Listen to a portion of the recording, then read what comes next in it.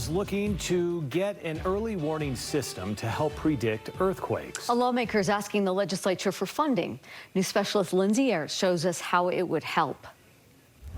Well, if you can imagine a front-runner train full of people traveling 80 miles an hour in Salt Lake City and an earthquake struck in Brigham City, experts say that train would have 16 seconds before the earthquake struck Salt Lake. And the system, the early warning system, could even stop the train automatically.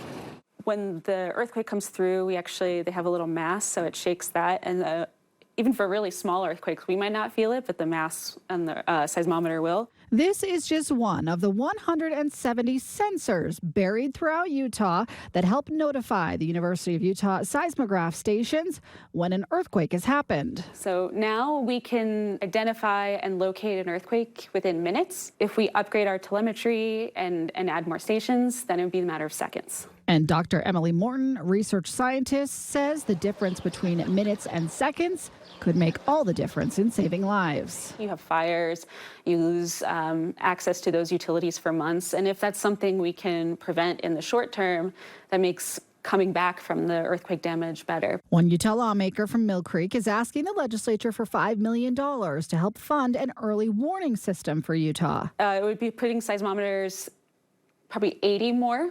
That would be around a 20-kilometer spacing. That system could then integrate with things like gas, water, and electrical utilities, plus network with phone companies so people could be alerted on their phones. Mostly throughout that little box for the Wasatch Front, because we do have a lot of stations along the fault, but not as you move outward from that, and there are big faults there too. Representative Doug Owens says there's more than enough reason to fund this. You think about the loss of life that could occur in a train, in that train situation where you're able to slow down a train and not have it go off the tracks at 80 miles an hour.